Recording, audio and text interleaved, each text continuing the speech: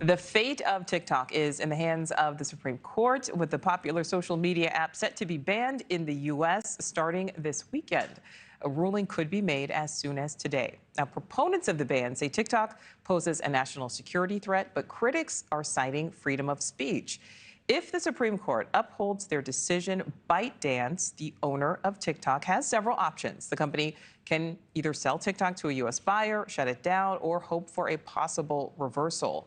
With the ban taking effect Sunday, Apple and Google would no longer be able to offer TikTok downloads for new users, but existing users could still have access. They just would not get updates. So joining us now, NewsNation media contributor Colby Hall. Colby, great to see you. So a lot of people are up in arms about this. The Washington Post is reporting that the president-elect is considering some type of executive order to potentially suspend enforcement of a shutdown for up to 90 days. That would give us 3 months. There are also reports that TikTok's CEO will be attending Trump's inauguration Monday. So, Colby, does it seem to you that an all-out ban is likely?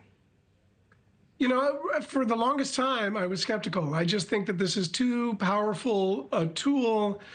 The critics have argued long for about First Amendment rights, and President-elect Trump has recently pivoted to be pro-TikTok. But the Supreme Court is expected to uphold the law. This was a law. This was a largely conservative-driven bill that was signed into law by Biden, and it's so rare that we could talk about a bipartisan law. And so, yes, Trump has talked about signing an executive order that could stay the ban, but I don't think an executive order can override a law. There are limitations, especially with the Supreme Court. So I do suspect Sunday TikTok will be unplugged for U.S. users, just in U.S. And while, you know, the rule says that you can no longer download it, the TikTok owners have said they're gonna judge your IP address, and if you're in the U.S., they're gonna shut you down, so there will be no more videos. So, yeah, and you know, as a result, in 3 months, we might see our test scores skyrocket because kids will be left to study their math and no longer be staring at their screens all day. Well, I'm sure there'll be another thing to distract. No, but do you think, Colby, is it telling in any way to you that TikTok's CEO is set to be in Washington Monday for the inauguration? 100%. And it's not just him. I mean, all the tech CEOs are going to be sitting near Trump on the dais for the inauguration. Elon Musk, of course, Mark Zuckerberg, the head of Google, Jeff Bezos, and of course, the head of TikTok. It just shows how the technology set has really sort of flocked to Trump now that he's in office to try to show some sort of fealty, some partnership. And, you know, as a result, Trump has really changed his mission. You know, he's now suddenly all in on technology. And TikTok was a really valuable messaging tool for the American First agenda.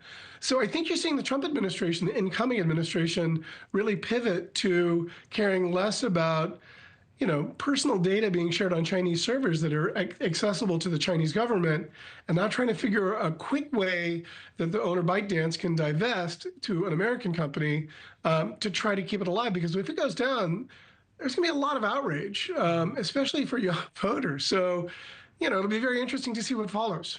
Well, you know, and if this does go through as it is scheduled to on Sunday, do you think we'll see other bans on other foreign-owned apps? Because TikTok certainly is not the only app collecting data. It may be the most popular, but it's far from the only one.